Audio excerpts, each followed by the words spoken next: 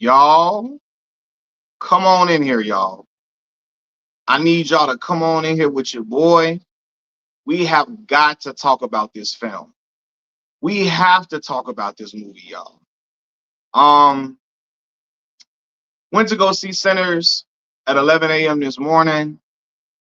Um, I needed to go see it. I was fresh off of finding out that my grandfather had passed away at 5 a.m. My grandfather passed away 5 this morning. He had been on hospice. Uh, he had been in hospice care for 2 days, you know. So I get off work, find out my grandfather passed away. So, all the different emotions are coming from finding out that news and all of that, right?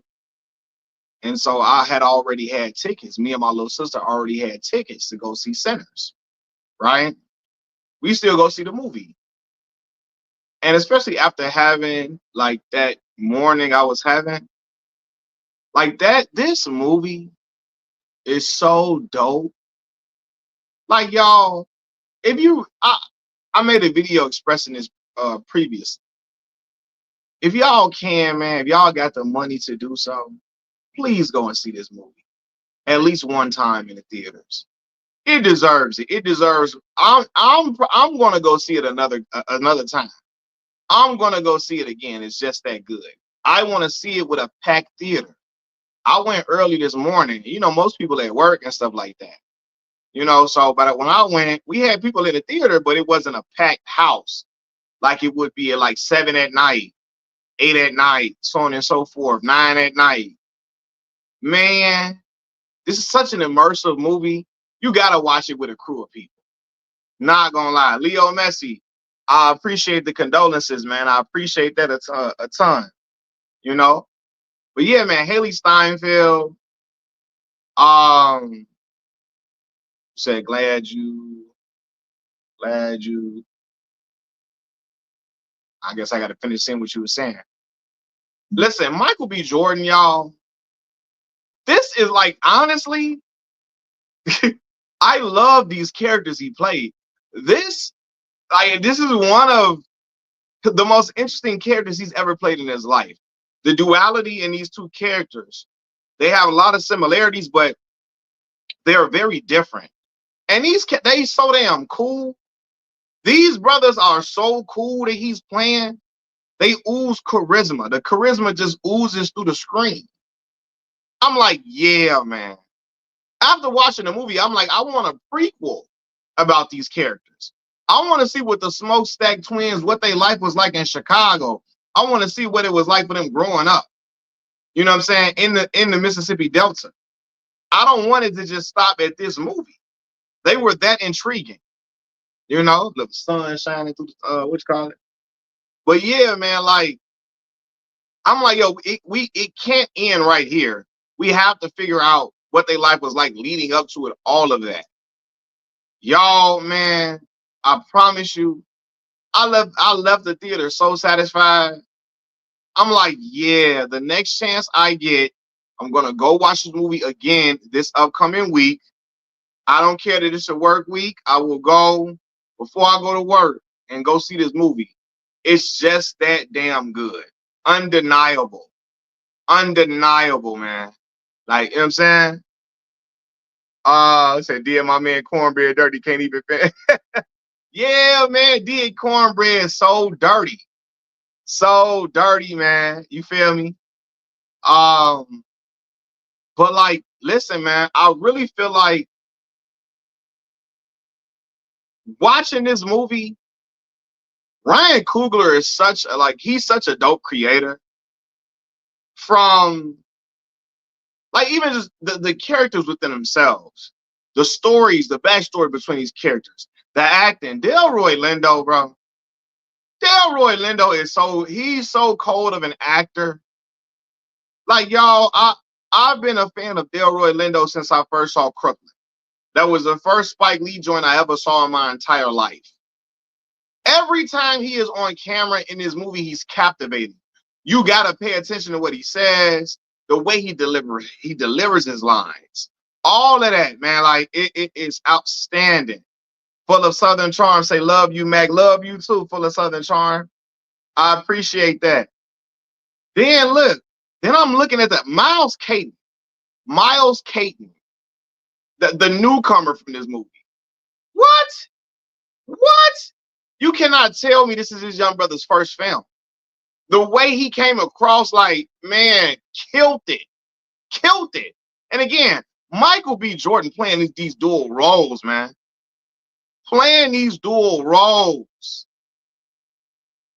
Like, exceptional. Exceptional, man. Like, for real. Playing them dual roles, man. Like, I was like, yo, and this is, again, probably the coolest characters I've seen Michael B. Jordan play, for real. And the way the movie is shot, it's a scene where they passing a cigarette back and forth to each other. Like, it's looking like these, like are these actually two different people in real life? The way it's shot, the way it's presented to us, to the audience, it's like, nah, bro, this is special, for real. This is special, man. Like, man, I'm like, yo, this, even the way the music is intertwined into the story. Because for real, the movie feel like it's two different movies at one point. Like, not in a bad way, though. It's like it's two different movies that meet up with each other, and it makes a beautiful mix. Because the first half of the story, we're not seeing it's not scary. It's not scary. It's thriller, suspense. It has the vampire element of it, which is supposed to be spooky, but it's really, really dope. The first half of the movie is not even focused on vampire stuff. You just getting a background to the Smokestack twins, their character, what they into, which one is the hothead, which one is the cooler, not reserve, which one is the more charismatic, chill, all of that. You know what I'm saying? Then you get the other part of the vampire part of the movie. But the first half of the movie, where you just finding out with everything leading up to the main plot, is still so entertaining, man. It's still so like, yo, it's like, yo, this is still, I'm enamored with the story, because it started off like a gangster flick. You feel me? It started off like a real, like, gangster. They on some gangster stuff, and for real, as soon as the movie come on, they on gangster time. You know? And Ruth Carter, man, the wardrobe, all of that, man. Iron Will, what's going on? What's up, y'all? I gotta say what's up to y'all, man. Yeah, man, James, what's going on with you? Negro League, what's going down, man? Yeah, man, listen, man. And then to have Buddy Guy at the end of the movie, right? Buddy Guy, blues legend, Chicago dude, blues legend. Hold on, y'all.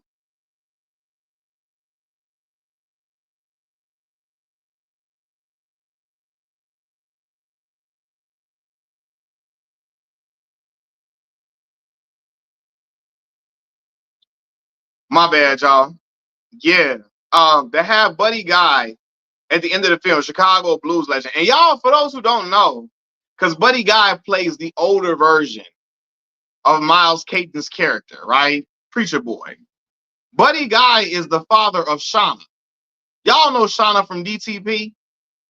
DTP Shauna getting some, you know what? You feel me? Shauna on the hook of What's Your Fantasy? Buddy Guy is her father, right? And I have Buddy Guy at the end, and that end credit scene and all of that. It's really, really dope. And for those who think I'm giving things away, I'm really not telling y'all nothing about the plot and what happens and everything that's going on. You know what I'm saying? I'm really just, for people who watched it, they know what I'm talking about. You know what I mean? But yeah, man, it's the first, like James says, the first third of the movie is really it's a period piece. You know what I mean? And then it turns into the supernatural element. We get the supernatural element for real. And even the way they introduced that, the way it's introduced, man, I just think it's brilliant, man. I think it's brilliant. Yeah, now Cully, yeah, I do wish like we could have seen the background of Remick, right? More lore to Remick, origin story for Remick. We can see more of that. But the way the movie ended, y'all, I'm this is my guess. I'm guessing there's going to be more than just this one film. The way the movie ended, they're suggesting that there could be another film or maybe a trilogy. Who knows? But the way I'm telling y'all, Ryan Coogler is going to have to make another movie. The demand for this is going to be so big. The way I'm, excuse me, the way I'm already seeing people on Twitter, on Facebook, clamoring for another movie, clamoring for like, yo, we got to get a prequel of the twins. You know what I mean? We got to see what happens next, so on and so forth. It's going to be another film, and maybe the lore of Remick and the vampire lore will be explained and expounded upon in another movie. I'm hoping so, you know. But y'all, that end scene, the ending of the movie, the ending of the movie, we see one of the brothers with a firearm getting busy. I love that scene. I'm like, yo, this is tough. Like, honestly, I like Michael B. Jordan with the, like, one of the twins is much more aggressive, much more hostile than the other one. I like hostile, aggressive Michael B. Jordan. And like, man, I'm like, yo, this is dope, man. For real, this is really, really fire. I just thought it, yeah, I found it to be very, very, found it to be very dope, man. Yeah, man, I'm excited for this. And I'm glad for Ryan Coogler. Ryan had a chance to step out of any films that had a origin story, or like, you know, he was able to write his own movie. He wasn't writing a movie or writing a script based upon something that has into another intellectual property. Like, he wasn't writing it based off a Marvel movie. He wasn't writing it based off of you know, the Rocky universe. None of that. This is his own original story that he wrote. And so for him to write this well and for it to come out on the screen like this, man, y'all, I'm telling y'all, I'm gonna go see it again. Probably on $5 Tuesday when it's a little cheaper. Go there and see it on $5 Tuesday, and I'm gonna see it with a crowd of people. Because I feel like when a movie is really good, certain movies you want to see with other people to see their reaction. Like when I went to go see Get Out in the movie theater, and having all them people in the movie theater with me, it made the experience to watch even better. And so I think, because I went to go see it early this morning, I'm talking about 11 o'clock, right? If I see this movie at 7, 8 o'clock at night, with, like, you know, everybody off work, I think I think I'll take more from it during the second watch. Even like certain parts of, like, because I really feel like hold on, y'all. Hold on.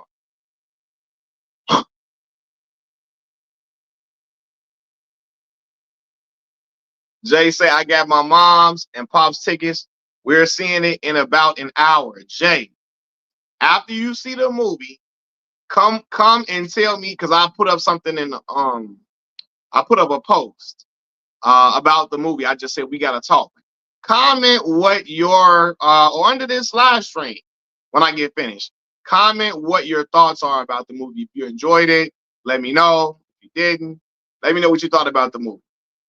But yeah, man, like even being a kid, a young man who went to school in the Mississippi Delta, when I'm hearing them refer to reference Clark, like they're in Clarksdale. My son's mother, she's from Clarksdale, Mississippi, right? His mom, my boy mama, she's from Clarksdale. I went to school in the Delta, so I had friends from places like Mound Bayou, which is mentioned, Mound Bayou, Mississippi, Shelby, Mississippi. My son, his great grandmother is in Shelby, Mississippi, right? So when I'm hearing all these familiar places, and you know, even like having the Asian community in there. Like, for those who don't know, it's a nice amount of Asians in Mississippi, and I didn't know that until I came down south. I'm like, y'all got a nice amount of Asian population, which it just you never would know. You know what I mean? You feel me? So yeah, like man, bro, Jay, I was deep down in there, bro. Like I was down in there. I had um y'all seen my homie Derek on. Derek was from Midnight, Mississippi, which is right next to Belzoni, all of that, man. Oh man, y'all showing me so much love, man. I appreciate y'all, man. Dark say would love to hear your thoughts on Kyra and Lacey's situation at some point, brother. All up. Yeah, man.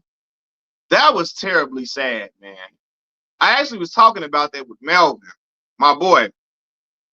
I'm gonna make that video for you, bro. Either I'm gonna make a video or I'm gonna go live and discuss it. I got a lot of things I have to discuss that I have not covered yet. A lot of popular topics, a lot of things. Carmelo's situation, all of that. I got to talk about a lot of different things. But I appreciate that donation, brother. It mean a lot to me. James, man, always showing love and coming through with the donations, man. I appreciate that generous donation. James say Sinners is a musical and soulful tale rooted in a moan, a wail, a foot stomp, a drum beat that branches across generations, across the diaspora. Yes, I couldn't have worded that better myself. I couldn't have worded that better, bro. All of the above. All of the above. Like, so I don't know if y'all are aware of this. A lot of y'all are already aware. When I first got to Mississippi, my freshman year, I was told about the story of Robert Johnson, right? And it scared the hell out of me. I was scared than a mother. I'm talking about I was scared. You hear me? I was like, so for those who don't know, Robert Johnson was a man from Mississippi who he says, other people affirm, he went to a crossroads in Mississippi and sold his soul to the devil so that he can be this extremely awesome guitar player, blues singer, guitar player, and that he could be mainstream, right? And he experienced some mainstream success and all of that, but then he ended up dying at a young age, right? He died young, very young, I believe. And I remember when they told me the story, I was scared as hell. I'm like, what? Hold on now. Wait a minute. I just got down here. Y'all. We can't be talking about these supernatural and all that with this demonic stuff now. I just got down here now. You feel me? This is foot washing Baptist town. This is hard. This is Bible Belt type. What's going on? Somebody selling their soul at the crossroads and all of that, right? But I was told this story in a radio station when I'm doing my radio show, right? And I think some of that is being like illustrated. I think some aspects of that is weaving. What's the word? It's being weaved into this story of that. I think that some aspects of Robert Johnson's story is being weaved into the story within Sinners. It's loosely. You know what I mean? So yeah, man. You see the lies the right wing media spread against that. Yeah, definitely. I was looking at it. Actually, when I got off work, I was looking at it. When I got off work. Man, so Cully then I think I seen Cully talk to me about Nick Fuentes and Jason Whitlock. And I got to discuss that as well. It's a lot of things I got to talk about. And we're gonna get to it, y'all. We're gonna get to it, man. But I just had to get on here and talk to y'all about Sinners. Because I think, bro, man, that scene with Michael B. Jordan, yeah, man, bro. You hear me? It reminded me all of that Django scene, bro. All of that, bro. Yes. It was so satisfying, bro. Like, man. As soon as I saw that scene, I'm lighting up with glee in the movie theater. Like, that's what I'm talking about, goddamn. That's how, like, man, this movie is so good. So entertaining, so good for so many different reasons. Like I said, we talked about the acting performances. And again, man, how Michael B. Jordan portrays these characters on screen. What? It's a scene Well, Smoke tell a little girl to honk the horn if it's trouble. And the way how he come outside on business, you feel me? I'm not gonna get a scene away, but the way he come outside on business, I'm like, yeah, man, for real. Heard that movie did a good job paying homage to Black culture. Absolutely, man. The blues music and all of that, and the blues music leading to modern music today is a certain scene where this is like brought to life. Very interesting scene, very dope scene, right? But yeah, man, when I went to because I went to Mississippi Valley State University in the Mississippi Delta. When I got down there, y'all, like every generation of person listens to the blues down there. I'm talking about kids that's teenagers now, kids that's 7, 8 years old, that's 4 and 5, people in their 30s, they 50s, they 80s, 70s, all of them listen to blues music. It's a integral part of their life, extremely important part of their life.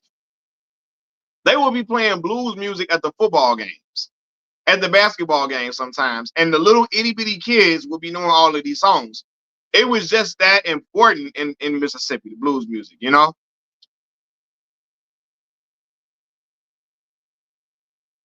Somebody else said something to me too. Hold on. Somebody said, hey Machiavelli. Oh, let me put on stage. Hey Machiavelli, love your content. Thank you for discussing the phenomenal film. I appreciate it. Is it Kia or Kaya? How you pronounce your name?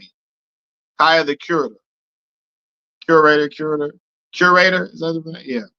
Kaya.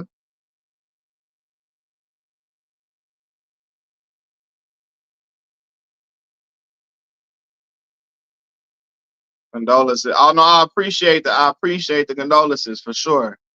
I appreciate that a lot. Yeah, man. As I said when I first got on, my grandfather, he passed away 5 o'clock this morning, and he had been on hospice care for 2 days.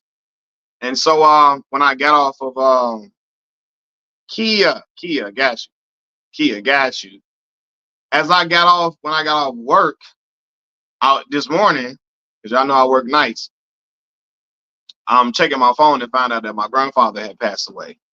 You know what I'm saying? So yeah, man, it was man,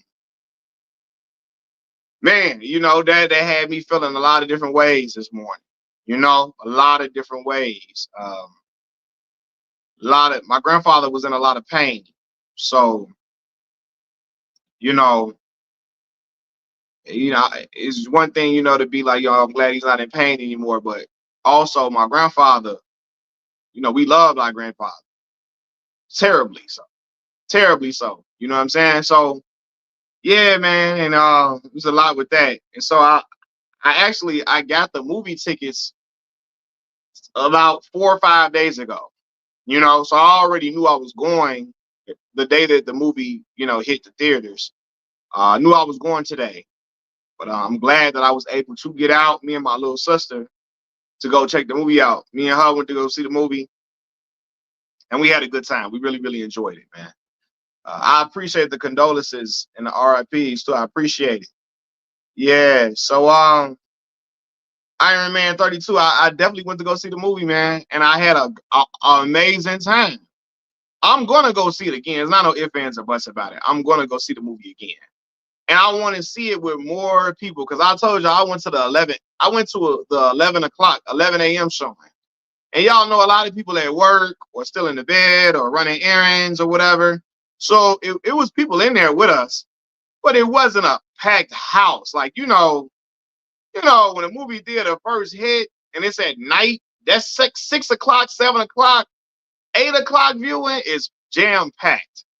And I'm a type of person, when I'm watching a great movie, I like to watch it with other people. I'm just like that. I like for all of us to be reacting to these scenes because it's so much cool shit that go down in the movie. You be like, I'm looking at my sister like, yo, you see this? You know what I mean? Like, you want to be able to be seeing everybody else responding the same way or clapping when you clapping on the edge of your seat, on the edge of their seat when you on the edge of your seat. You want to feel that. So I'm going to see it again so I can get that type of experience and that feeling. But again, man, outstanding movie. Outstanding movie. You feel me? So yeah, so I'm gonna watch it again. Watch it earlier this morning. Did you like it, Red Gravity? Did you like it? Yeah, man. So I'm like, man, this I really, really, I'm impressed. I'm impressed. And again, I'm impressed with the way Michael B. Jordan delivered these two characters, man. Because playing two characters, twins, is not easy at all, and to make them feel like two different characters, even though they have some similarities. You know what I mean? Like to where you know which one is which. It don't matter what clothes they're wearing, none of that. You know which one is which. You know what I'm saying? Like you've been knowing these characters for a long time. Yeah, man. It's just, man. Yeah, I am. I'm really, really excited about this movie, and I really wanna.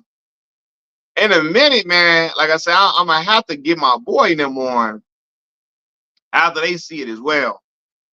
Red Gravity say thoroughly enjoyed it. 8 out of 10. 8 out of 10. Man, I give it like, to me, I had it like a 9.5 out of 10. Um, yeah, man. I really, I thought it was really dope. You see, I haven't seen the trailer for Jordan Peele's Him, but I made sure I favorited the video on X or Twitter so I can go back and watch. I'm gonna go check it out. I'm gonna go check it out and see. I'm gonna see, what Jordan Peele done cooked up this time, man. I enjoy watching him create movies as well. So yeah, man, I think man, I'm sure it's gonna be really, really dope. But yeah, man, the Sinners, Sinners is a must see. And again, I'm one of them individuals. He gonna have to make another movie out of this. He's going to have to. The way it ended, the way people are clamoring. You got people clamoring for a prequel showing the Smokestack twins when they was in Chicago or early Mississippi years, all of that, man. Yeah. You said I was also impressed with Miles. Miles Caton, and that's his first time acting on screen. What? Man, first of all, his voice, um, singing voice, all of that, man, it just made the movie come to life even more. In my opinion, I feel like it made the movie come to life even more. But yeah, man, when y'all see the movie, I really want us to have a conversation built around spoiler type information. I was going to come on here and talk about the spoilers, but I say, man, then I say, I like, don't spoil it yet. It would be unfair to y'all because movie just came out and hit the theaters today, right? And if I made a regular video discussing the spoilers where I put spoiler alert right in the front so like, yo, it's a spoiler. But for me to get on and talk about the spoilers immediately would be unfair to y'all. So I'm gonna allow y'all time to watch the movie, go out and see it twice if you can. And then we're gonna all have a conversation about it, key points in the movie, certain plots, um, all of that. The thing is the movie does an interesting take on showing people's desires for, what's the word I'm looking for? Um, People's desires for things in their head, thinking. I'm trying to describe it. It's people's desires for things in their head, thinking that it's greener pasture, and other times it's not. It explores the themes of what being free is to people, to certain people. You know what I'm saying? Like, what is being free and living free to certain people? Like, at what cost comes with that? You know, the way I really want to discuss the title of the movie in conjunction with what happens in the movie and the characters in the movie. You know what I'm saying? So we're gonna have to have a conversation about that once a nice amount of y'all, enough of y'all see the movie. You say it hit so much in terms of African American history. 100% it did. It did. Um, Black American history. Um, Man, it hit a lot of different plots and points. And I feel like some things flew under the radar. It wasn't just like wasn't beating you over the head with it. It put it out there and for you to really see and grasp. Uh, Kia say, I miss movie soundtracks. And this one rekindled that for me. The music was his own character, 100%. The music was definitely his own character in his movie. And like, yeah, you know what? I was just thinking about soundtracks the other day. Um, Jabby and Michael from Cinepals was watching Waiting to Excel. Waiting to Excel got an outstanding soundtrack, a phenomenal soundtrack. Boomerang has a phenomenal soundtrack. Soul Food, the movie, got an excellent soundtrack. So I remember my mom used to get these soundtracks and be playing it at the house. That's my mama. My mama was a CD person. She loved music, which is why I love music the way I do. And she would always be playing different songs around the house when we cleaning up, when she trying to relax her mind, she's just trying to vibe, we having a party, all of that, you know what I mean? So yeah. Hey, listen, he said, Delroy Lindo, you sure you weren't in Akron, Ohio in 1983, brother? I'm telling you, he looked like he LeBron, always looked like he LeBron daddy, don't he? Delroy, where were you? Where were you in 1983 around the time right before LeBron James was born? What were you doing? Was you in Akron? I don't know, man. Was you setting up shop, posted up in Akron? We gotta figure that out. Cause what? Cause what, man? I always laugh at that boy. He look like he LeBron did. He look like but Delroy is outstanding. Again, every time he get on screen, I'm like, I keep getting pulled into. Yes, yes,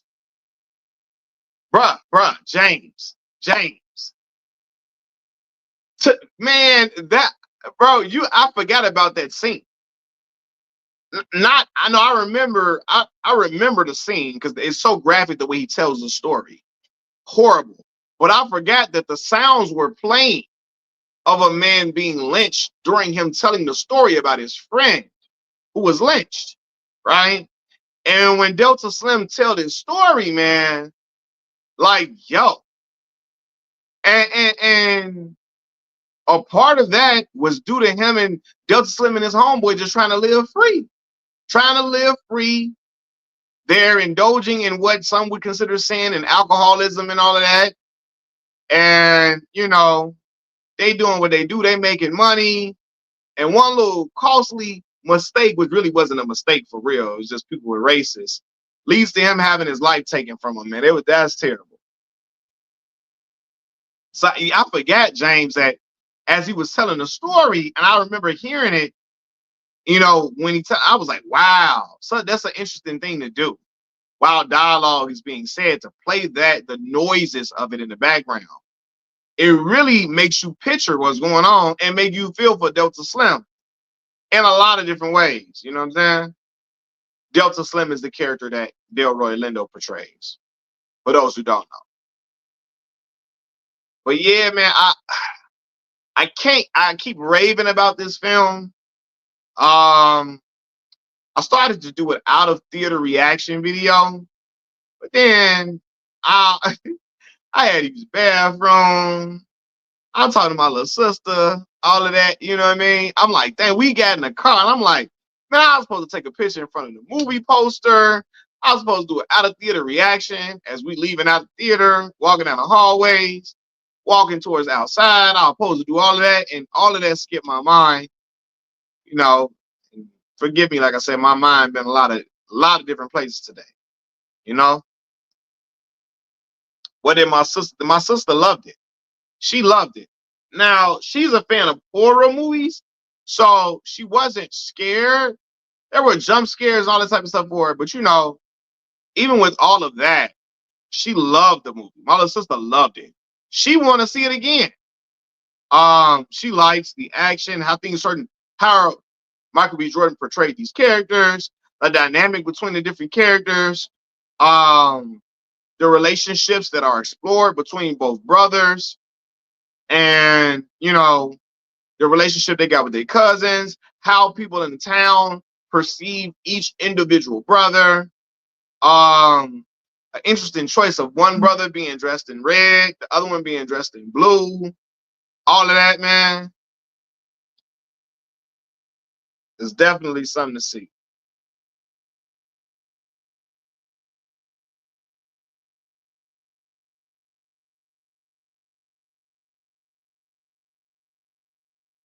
Uh, a horror girl like myself, yeah, my sister love. Let me tell you something, Kia. I growing up, I was not a scary movie person. That was not my genre. I watched a lot of them because my sisters, man, two of my sisters loved horror movies. So when you in house with them and around them, you can't escape it. You know, my little sister would want me to go to the movies with her to go watch these movies and all of that. You know what I mean? So we watching all these different movies with inverted crosses and heads spinning around like Linda Blair on The Exorcist. I'm watching all this shit. I'm like, hey, man, what is going on? But so I watched a lot of these movies, but y'all, I'm scared by myself. I ain't watching that. I can watch Sinners by myself. Yes, Sinners. But I'm talking about stuff like The Conjuring, Insidious, and all that. I ain't watching stuff like that by myself, but I've watched them with my sisters and all that. You know, certain shit ain't certain stuff ain't for me. I mean, hey, when I see too many heads get turned around, I see too many like demons flying around and popping up in mirrors and shit and all of that, and mirrors being broken. Hey, I'm that.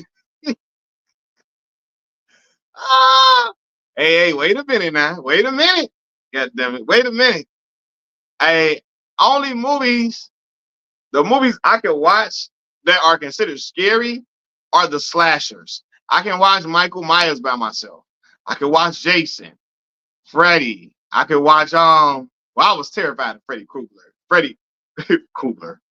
Freddy Krueger, A Nightmare on Elm Street. Black people call A Nightmare on Elm Street Freddy Krueger. We call Halloween Michael Myers. We don't say Halloween. You feel me? We call the movies by the antagonist of the movie. The movie be something else. The movie called Nightmare on Elm Street. We say, you want to watch Freddy Krueger? Freddy Krueger. That's like Michael Myers. Michael Myers catch everybody. You could like I'm telling you, he don't got a jog or nothing. You could be running fast as Usain Bolt. He gonna catch up to you. At some point, he gonna catch up to you no matter what you doing. People like, man, goddamn, is he running when you ain't looking? Cause what's going on? Do we got damn instant transmission? Cause this ain't something ain't adding right. It ain't adding up right. You know? Gnarly say ain't started watching horror till I got over my grandma's house. Wasn't playing with them in her house. Hey, listen, man. Till I got over my grandma. Till I got over my grandma wasn't playing with them in her house. Until you got older. Got you. Yeah, hey, listen, man. Grandma don't be playing about all the demonic stuff. Yeah, I stayed until the very end, only because Kia, I was so invested in this movie. I was watching every interview around it. I had already knew about the post-credit scenes. So I was telling other people in the theater, hold on, y'all, wait. I told 9 people, like 9 or 10 people to wait. 10 people stayed because of me saying, y'all, it's another scene after this. Wait, y'all. It's another scene. It's another scene. Wait. And so they ended up waiting. So my efforts did not fall on deaf ears. And I was so proud of myself. God, Malcolm, you got them to stay at the theater.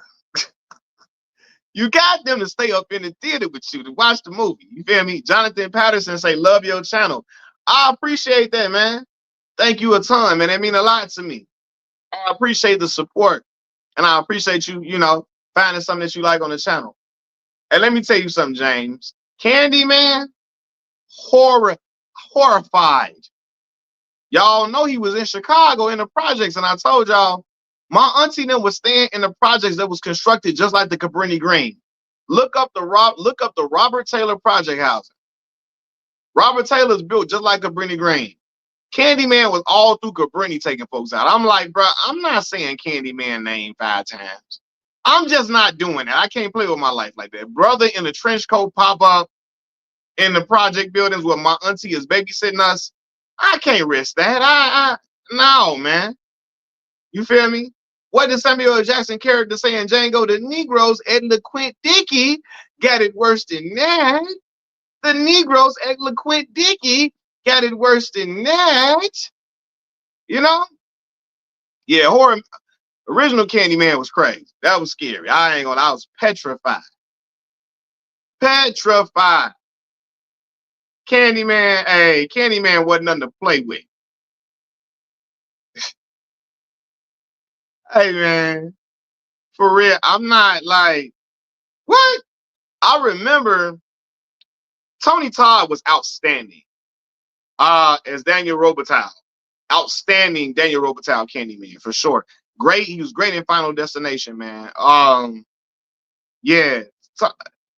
Something about that Candyman was something. Did that first one? What? Gruesome. The scene with the dog. Come on, man. It was scary. And my auntie was babysitting us. She was living in the Robert Taylor project housing. And I'm like, yo, I can't be watching this. We coming over here. Candyman gonna pop out. He gonna come off the elevator, come up the stairs at night, knocking on the door. We in here waiting, chilling up, waiting on our mama to pick us up. No, man. I'll always say, South Park reference. What is that? Biggie Small. What episode was that? You know, and I didn't watch a decent amount of South Park. You feel me? I didn't watch enough of Leopold Butterscotch Butters.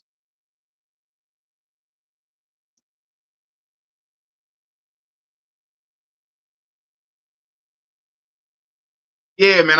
But I really think y'all should get out and check this movie out. I know y'all will enjoy it. I know y'all would have fun with it. All of the above.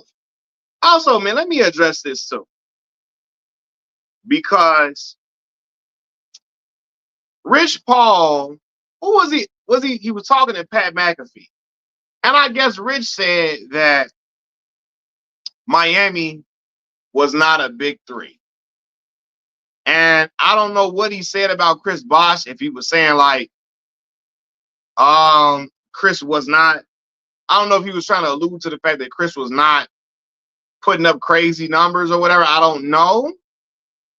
Y'all know I'm a LeBron fan. Rich Paul drunk off that goddamn beer. Let's stop. Let's stop. Let's stop. Let's stop. Yes, there was a super team. 100%. Chris Bosh was a top 10 player in the NBA when he joined the Miami Heat. He was averaging about 24 and 11. 24, 25, and 11. Come on. Come on. Did he do it? Did he? Now, man, like, come on, man. I'm like, come on, dog. Rich, you know you my guy. But Rich, that was a super team, bro. It was. Now I know he tired of Bron not getting credit for certain things. Oh, he played on a super team, so he tried to, attack it at another angle by saying it wasn't a super team. But it was, though, bro. And it's okay to say that. It was a super team. Chris Bosh played his role, played it well, and they were able to go to 4 straight finals and win two championships. It's all good, man. Hold on, y'all.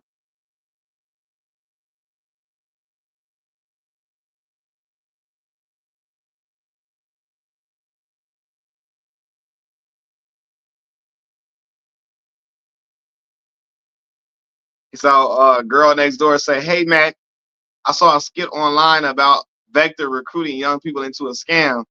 I wanted to find out more info and found a video you did a while ago. How true is that?" Oh, Vector marketing is scam like crazy.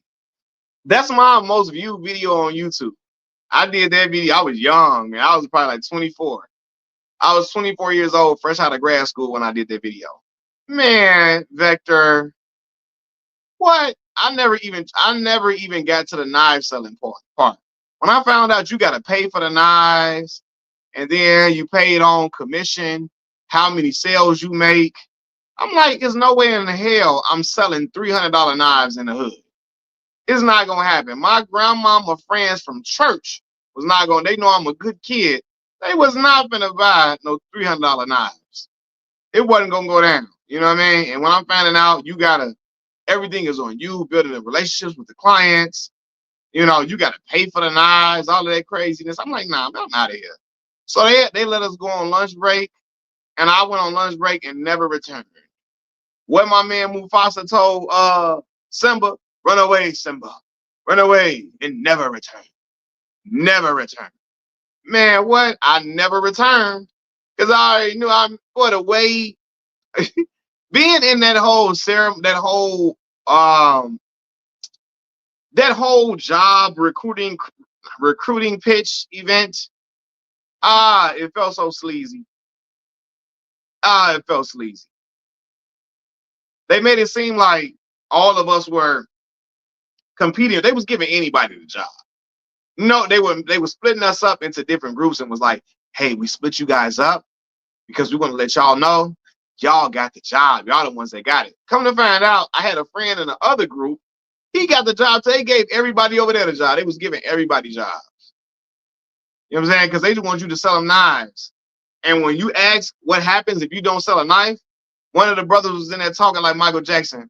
Don't talk like that. We don't talk like that. It's negative. It's negative. It's really negative if you say you're not going to sell knives. We don't talk like that because you are going to sell knives. You are. It's negative. It's negative. It's negative. It sounded like Michael Jackson. Shit. Like, man, no, man. Get up out of here. So yeah, I don't rock with vector marketing at all. Trouble, trouble. So my mama told me I couldn't good sell no deal knives. Hey, yeah, that's what my daddy told me. My dad said, what? Hell no. We're not going in no strange folks' house, going door to door. My dad, like, man, that's some bull. You know what? My father told me that's some bull-ish. And I did not do it because my father say, hey, we ain't doing no stuff like that, dog. Nah, we knock it off. We ain't doing that. You know, and I didn't do it. Just like your mother. My father, like, yeah. Mm-mm. I knew I didn't want to do nothing like that. Because how can I get people to buy $200 knives? How can I even achieve this? You know what I mean? Like, who wants $300 knives? Black people ain't buying no new knives unless they got to. Black folks are not just buying new knife set every year, every 6 months. You know what I mean? So, what? Nah. Said, Mac, are you watching WrestleMania this weekend? I'm not, James. I'm not. But I'm going to tune in to what happens and all of that. I'm going to keep my ear to the street, but I'm not watching WrestleMania, though.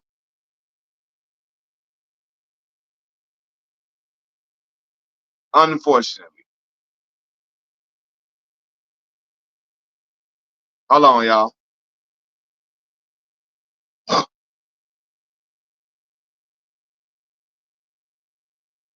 uh, but yeah, man, y'all go see Sinners Run to the theater because I want all of us to have a great conversation about the movie and yeah, and have fun with it. I'm gonna wait, give y'all a few days so y'all can see it, so we can have a spoiler conversation about the film and discuss certain things that happened and why I think certain things happened the way they did. You know, why it ended up playing out that way, so on and so forth. Girl next door said, I probably got the same knives I've been using as a kid. As a kid, knives probably been passed. Listen, black folks use the same knife set forever until they got to buy some new ones. Oh, man, they wasn't gonna buy no then, especially no $300 knives. What? 300? Like cheap keys of 300? 300? No, man, no, no. Said Kia said, looking forward to the spoiler convo. Man, I want to get to the spoiler so bad, but like I said, there's people in here that don't want me to do that. They haven't seen the movie yet, and I'm gonna honor that. I'm gonna give y'all a few days to go see the movie, catch up with it, You know what I'm saying? Go take your little cousins, your girlfriend, your mama and them to go see the movie, and we're gonna have a conversation about it. Had an attractive single mother position assistant try to get me hemmed up on her scam. Oh man, when the women is fine and they look good, when they easy on the eyes, when they find it in frog hair, when they find it in the ticket on the dashboard, oh my God, you susceptible to fall into prey to them scams. You got to be strong, though. Got to be strong. I'm ready for that spoiler conversation. Have it scheduled, please. That's a great suggestion, James. And I'm going to do that. I'm going to schedule the spoiler conversation. I screenshotted that suggestion. I screenshot that suggestion. Going to schedule that live stream so that we can all talk about the movie more in depthly and certain things that played out and all of that. You know, for sure. But yeah, man. Right now, I'm finna go ahead and make some phone calls to the fam and all of that. I appreciate y'all getting on here with me, James. James and Dark, I appreciate the donations y'all gave. And mean a whole lot to me. Thank y'all for always being supportive of the channel. And oh yeah, we gonna get to Jason Whitlock. I'm going in on Jason Whitlock, Cully. Don't you worry, bro. I'm going in on Jason Whitlock 100,000% because he thought he had a group of friends with them anti-black white conservatives. He thought them was his partners, his boys. He thought they got down with him. They don't F with you at all, brother. And now he's seeing it because he got one of the people that he usually would big up and somebody who asked he would kiss is really telling him about himself. You know, in the worst way, that's probably gonna have him crying in the car like Red on Friday. But yeah, man. Outstanding movie, man. Sinners is outstanding. It's great, exceptionally great, man. And I can't wait to talk about the movie with y'all, man. But I'm finna get off this thing, man. Machiavelli Mills TV. I appreciate y'all getting on, locking in with me, having a good time with me. I'm out this thing. Peace.